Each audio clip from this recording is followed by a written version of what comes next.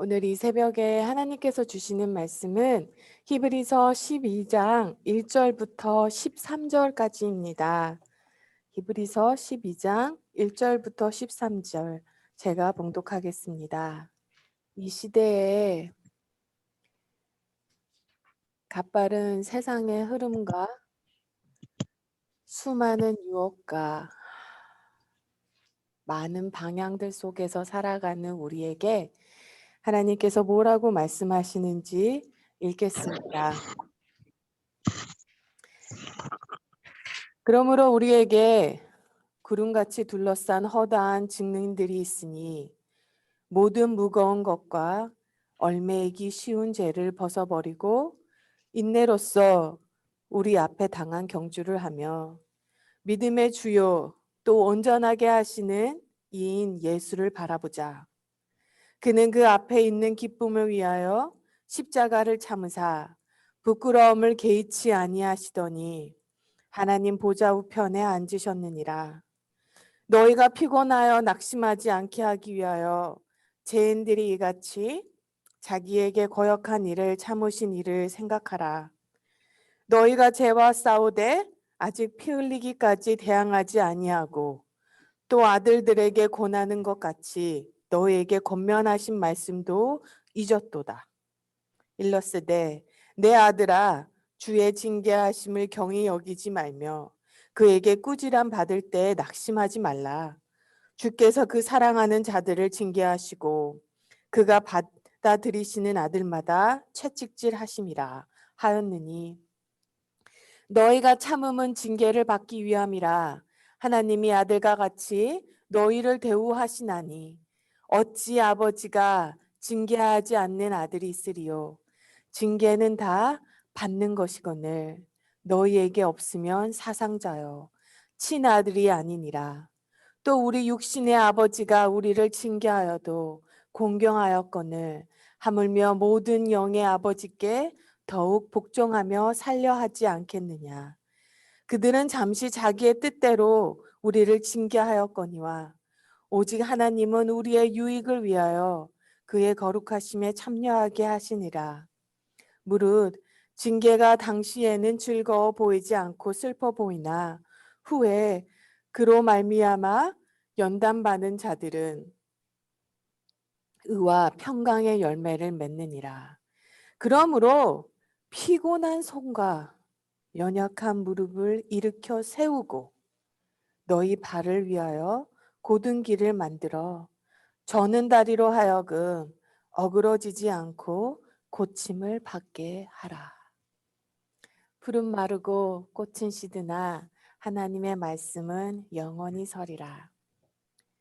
이 아멘. 새벽에 하나님께서 은혜를 부어주시는 이 자리에 나오신 성도님들 환영하고 하나님의 축복이 풍성히 부어지심을 예수님의 이름으로 기도합니다. 아멘. 히브리서 저자가요. 히브리서 11장에서 수많은 믿음의 사람들을 나열했습니다. 어떤 이들은 믿음으로 하나님의 도우심을 경험하고 생명을 건지는 일을 경험했습니다. 또 어떤 이들은요, 같은 믿음으로요, 하나님의 도우심을 경험하지 못하고 죽음으로 그 믿음을 증거하였습니다. 그리고 히브리서 12장에서는요, 그들이 삶으로 보여준 믿는다는 것이 무엇인지, 정말로 예수님을 믿고 예수님을 신뢰하며 예수님을 의지하며 살아가는 것이 무엇인지 그들이 보여준 그 삶을 이제는 우리가 살아야 할 차례라는 것입니다. 그런데 12장 1절에서요, 참 중요한 단어 하나가 나와요. 바로 증인들이라는 말입니다. 1절 말씀입니다. 그러므로 우리에게는요, 수많은 증인들이 있다고 합니다. 있으니 모든 무거운 짐과 얽매이기 쉬운 죄를 벗어버리고 인내로서 우리 앞에 당한 경주를 하며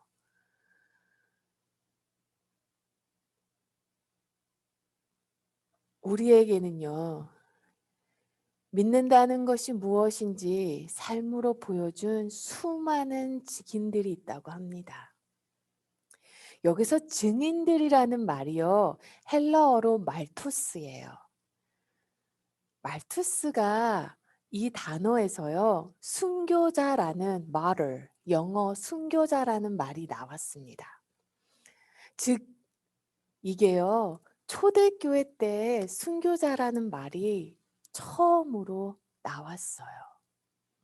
그러니깐요. 그전에는요. 증인들이라는 말만 있었습니다.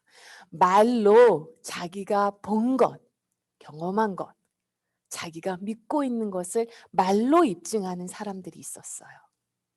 근데 초대교회 때 크리스찬들이요. 자기들이 믿고 있는 거, 자기들이 본 것을요.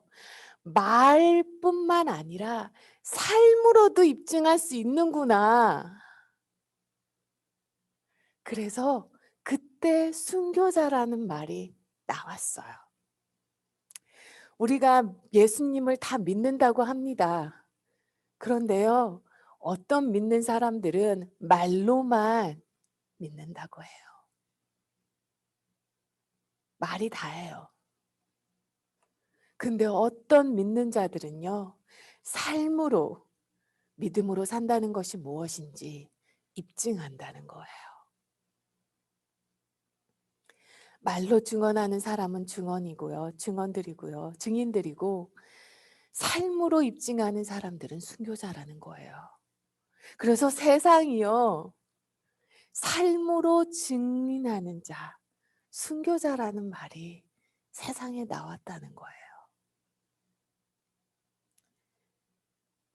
세상은요. 믿음을 말로 증인할 때가 아니라 삶으로 보여줄 때 세상은 예수를 보게 됩니다. 목숨보다 예수를 더 소중하게 생각할 때 세상은 예수를 알고 싶어 합니다. 편하게 잘 사는 것보다 예수님을 더 소중하게 여길 때 세상은 예수님을 알고 싶어 해요. 그런데요, 이 하나님을 향하여 거룩한 삶을 살아가는 것을, 그렇게 살아가는 것을 막는 두 가지가 있다고 합니다. 천국 백성이, 천국 가는 백성이요. 이 땅에서 천국의 삶을 살지 못하고 지옥의 삶을 살아가게 하는 것이 두 개가 있다고 합니다. 무엇이라고 생각하세요? 서점에 가면요. 인간관계의 책에 대한 인간관계에 대한 책이 참 많습니다. 어떤 이들은 인간관계가 지옥을 만든다고 합니다. 근데 본문에서는요. 우리가 하나님을 향하여 거룩한 삶을 살아가는 것을 막는 두 가지가요. 첫 번째는 무거운 짐이고 두 번째는 얽매이는 죄라는 것입니다. 오늘 아침에 일어나셨을 때 어떠셨어요? 아, 하나님 이러다 정말 죽겠습니다. 무거운 짐 다 짊어지고 삽니다. 한국이라는 나라가요. 지난 10년 동안 자살 1위였죠. 2018년부터 자살 국가 2위로 내려갔습니다. 부자나 가난한 자나 아이돌이나 인기 없는 자나 인기가 있는 자도 자살을 했고 한때는 인기를 얻었는데 그러지 못한 사람도 자살을 했고 가진 자도 자살을 했고 없는 자도 자살을 했습니다. 가족이 힘에 부딪힐 때가 있어요. 직장 생활이 체력이 힘에 부칠 때가 있습니다. 나이 들어가 삶의 질이 낮아지는 것도 재정 문제, 사람들 말 때문에 마음이 무너질 때도 있습니다. 그래도요, 세상살이 무거운 짐은 괜찮아요. 무거운 짐, 힘겨운 짐, 마음 아픈 거, 억울한 거는 다른 사람에게 하소연이라도 할 수 있어요. 사람 붙잡고 뭐라고 말이라도 할 수 있습니다. 억울하다고 말할 수 있어요. 하나님께 하나님 마음 아파 죽겠습니다. 살려달라고 하나님께 하소연이라도 할 수 있어요. 성경에 보면요. 천사들이 하나님께 하소연하는 걸 보죠. 그러면서 마귀들에게 하는 말이 있죠. 하나님께서 반드시 너희들을 벌하실 것이야. 천사들의 컴플레인이었습니다. 정말로요. 억울하면요. 하나님께서 반드시 진리로 이끄실 거야. 반드시 벌하실 거야. 하나님께 하소연이라도 합니다. 그런데 얼매이는 죄는 말하기도 부끄럽습니다. 누구에게 이야기할 수 있겠어요? 나만의 수치, 나만이 알고 있는 죄.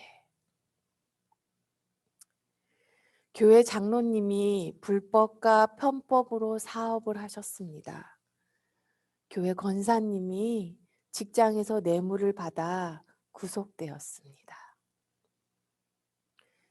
교회 본당에서 큰 소리로 싸우고 교회 비전 운영회에서는 헌금이 줄었다고 선교비를 끊지 않는 것을 방안으로 제출을 했습니다. 정말로 묻고 싶어요. 지난 세월 동안 10년, 20년, 30년이라는 세월 동안 그 수많은 믿음의 연단은 다 어디로 간 것일까요? 정말 스스로 한번 물어봐야 합니다. 믿음으로 사는 것은 무엇인지. 이렇게 사는 것이 이 다음 세대들이 맞아. 믿음으로 사는 것은 예수를 믿는다는 것은 바로 저렇게 사는 것이야. 라고 말 들을 수 있는지. 우리 자녀들이요. 맞아. 우리 엄마 아빠를 보면 정말 믿음으로 사는 것이 무엇인지 알 수가 있었어. 복음을 전하는 것과 하나님의 나라를 확장하는 것을 그만둔 교회에 하나님께서 왜 복을 내려주셔야 할까요? 한번 곰곰이 물어봐야 돼요. 사실은요, 사랑이 제일이라고 말씀을 알고 말은 하고 있지만, 입으로는 그렇게 말하고 있지만, 실제로는요, 삶으로는 힘이나 돈이 제일 중요하게 생각하는 거예요. 거룩하게 사는 것보다, 하나님 기쁘게 드리며 사는 것보다 불법과 편법을 이용해서라도 성공하는 것을 더 중요하게 여기는 것입니다.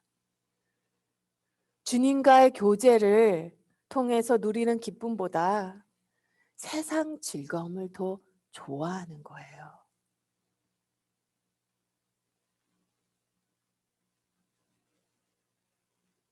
가족이 제일 먼저 압니다. 이 다음 세대들이 제일 먼저 알아요. 죄는 하나님으로부터 오는 은혜를 가로막는 가장 최대의 방해물입니다. 저는요, 평범한 신앙인과 영적인 신앙인의 차이가 바로 여기 있다고 봐요. 평범한 신앙인은요, 예수님의 십자가 보혈로 제사함 받은 것만으로 살아갑니다. 그렇게 신앙생활을 해요. 그러나 영적인 사람은요, 여러 가지 무거운 짐, 모든 사람이 짊어지고 있는 무거운 짐과 얼매이는 죄를 벗어버리고 하나님을 향하여 거룩한 삶을 살아가는 사람이 영적인 삶입니다. C.S. 루이스가 이런 말을 했죠. 세상에는 다들 평범한 성도로 살아가고 싶은 사람들이라고. 우리 모두요. 그냥 평범한 성도로만 살아가고 싶어 해요. 그 누구도요. 나는 정말로 신실한 거룩한 성도로 살아갈 거야. 라는 다짐을 하지 않는다는 거죠. 평범한 성도로 살아가는 것만 해도 땡큐 베리 마치라는 거예요. 그런데 하나님은요. 우리가 그냥 결코 평범한 성도로 살아가는 것만으로 만족하지 않으신다는 거예요. 더 큰 그림과 더 큰 계획을 가지고 계시다는 거죠. 이 사이에가 신앙생활이라는 겁니다. 사람의 본성에는요, 죄가 들어와 있기 때문에요, 도무지 죄에서 끊을 수가 없습니다.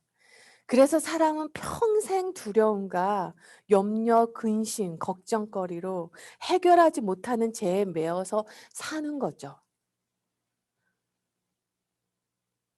그런데 이것을 벗어버릴 수 있다는 거예요. 그 길이 있다는 것입니다. 바로 2절 말씀.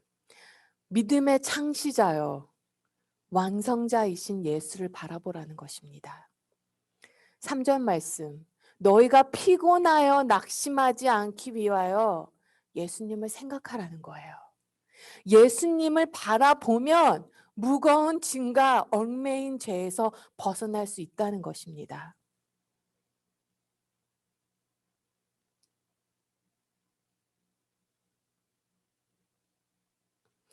하나님 나를 사랑하시고 예수님 나의 죄 용서하시고 성령님 지금 이 순간 내 안에서 살아계신다는 것입니다. 나와 함께 하신다는 거예요. 나를 사랑하사 나를 위하여 죽임당하기까지 수치당하시고 모욕당하셨다는 거예요. 그런데요, 그 부끄러움을 마음에 하나도 담아두지 않으셨다는 거예요.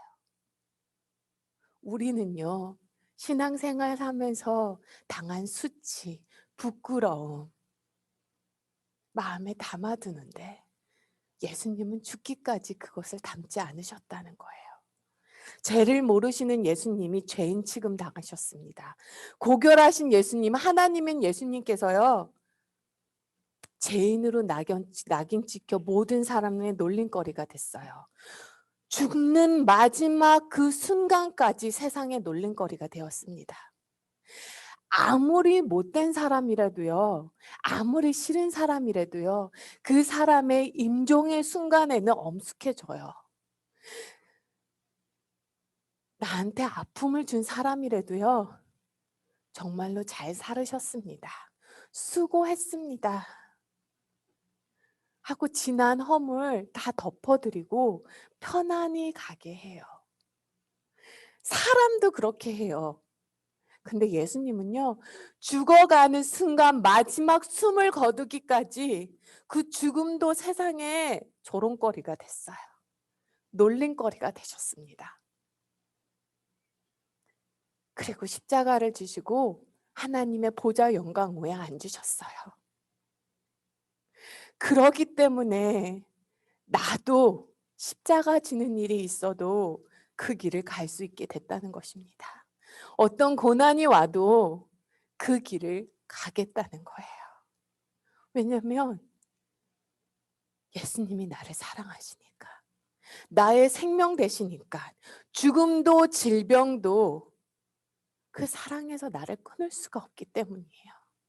구원의 영원한 생명과 기쁨을 바라보기 때문에 괜찮다는 거예요. 이 땅에 이름 없이 죽어가도, 질병과 고통 속에서 죽어가더라도 그 길을 가겠다는 것입니다. 사도 바울은요, 믿음의 삶을 경기라는 말을 참 많이 썼어요. 히브리서 저자도 오늘 경기라는 말을 썼는데요. 믿음의 삶을 경기로 비유했습니다.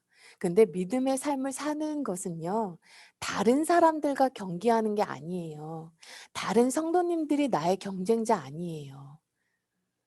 바로 세상의 흐름과 육의 본성과 마귀와 싸우는 것입니다. 많은 성도님들이요, 가정 안에서 싸우느냐, 교회에서 싸우느냐, 세상에서 싸울 힘이 없어요. 여력이 남아있지가 않아요. 그런데 영적인 사람은요, 힘을 빼야 될 때와 힘을 써야 될 곳을 안다는 거예요.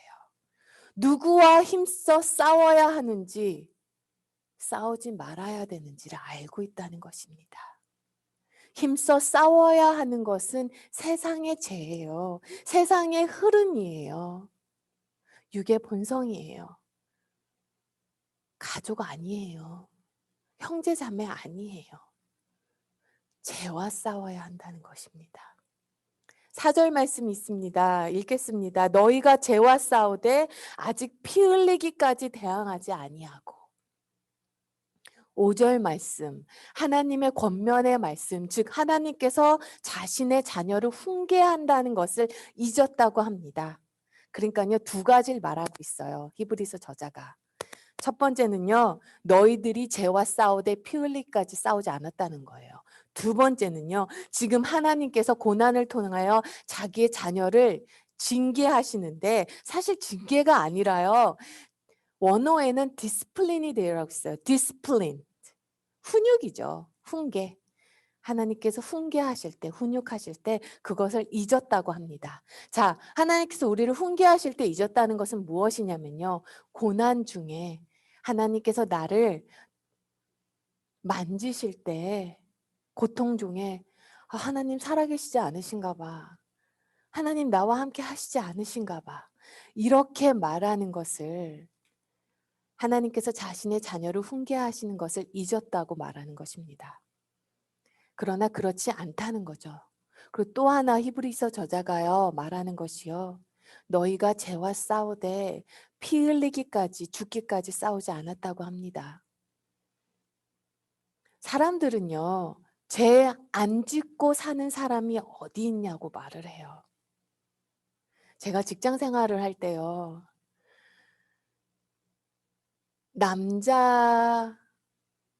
남성 직장 동료들이요. 2차, 3차 유흥업소 가고 그런 것을 자랑까지는 아니지만 그냥 이렇게 쉽게 나누시더라고요.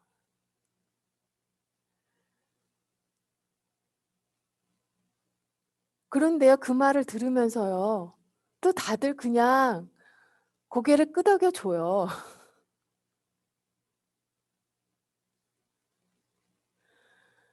한국에 출장을 갔는데 하나같이 데려가는 데가 다들 술과 재미있는 곳.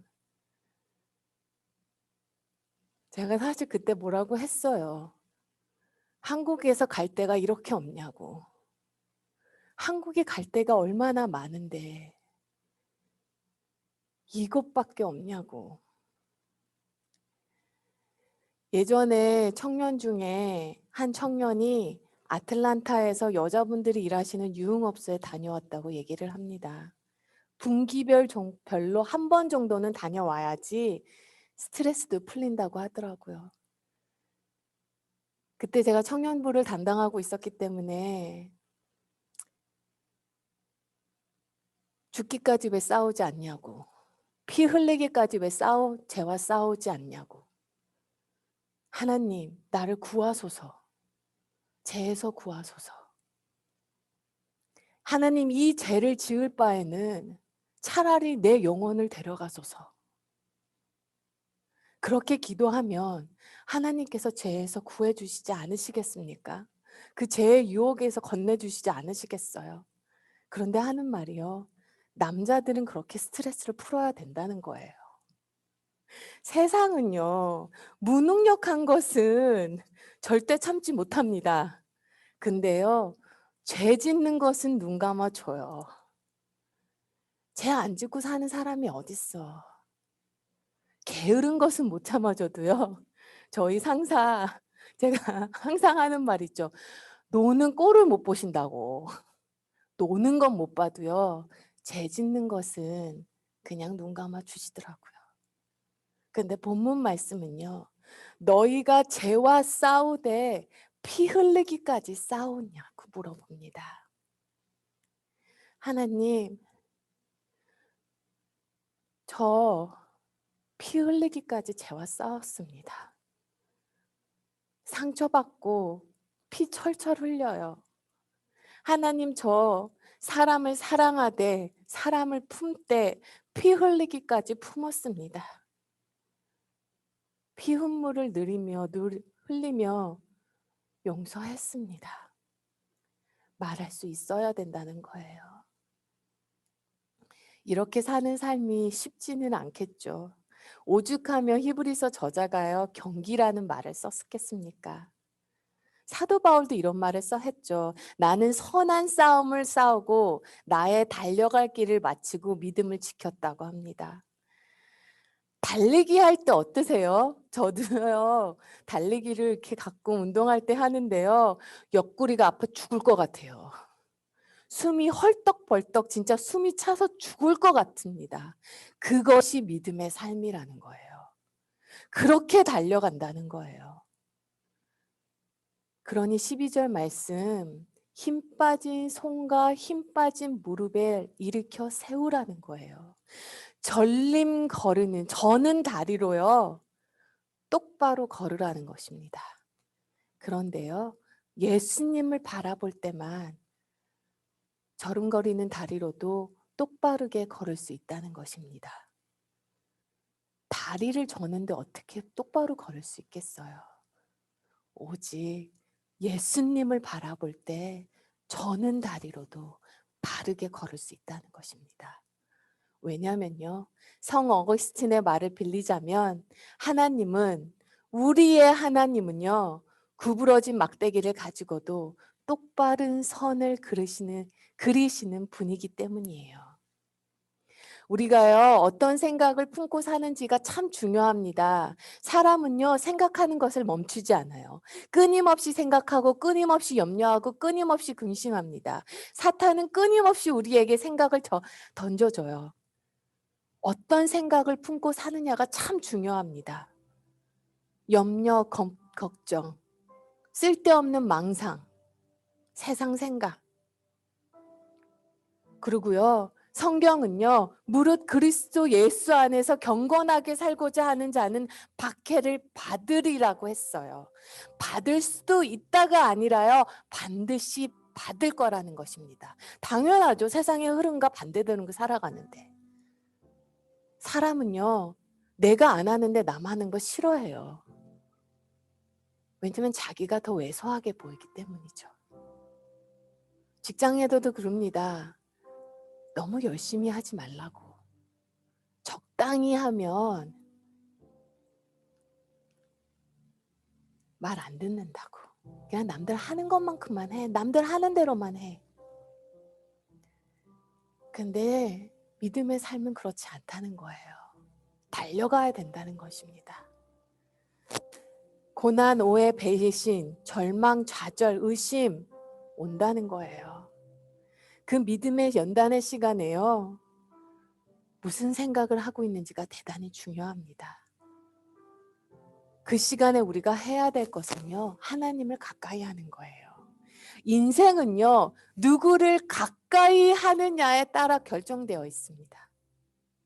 누구와 시간을 보내느냐, 누구를 가까이 하냐에 따라 인생이 정해져요. 우리의 인생을 복되게 하시고 우리의 인생을 회복시키시고 구부러진 막대기로도 똑바르게 선을 그리시는 하나님을 가까이 할 때만 이 경기를 이길 수 있다는 거예요. 완주할 수 있다는 것입니다. 어떤 분들은 이렇게 말하실 수 있어요. 어떻게 항상 예수님만 바라보냐고. 항상 24시간 예수님만 바라보냐고. 사랑하는 성도 여러분, 하루에 몇 번이나 예수님 생각하십니까? 우리 젊은 애들, 청년들 하는 말이 있죠. 너는 가끔 내 생각을 하니? 나는 가끔 딴 생각을 해. 어떻게 하루 종일 예수님만 바라볼 수 있냐고. 그런데요, 제가 주변에 당뇨로 고생하시는 분을 바라보니까요, 정말 당뇨가 있으시면요. 먹는 거 하나하나 조심하고요. 마음까지 조심하고요. 스트레스 받는 것까지 조심하고요. 혈당 수치를 혈당을 수시로 체크하시더라고요. 당뇨가 있는데 있으면 그렇게 살아가게 된답니다. 내 안에 당뇨가 있으면.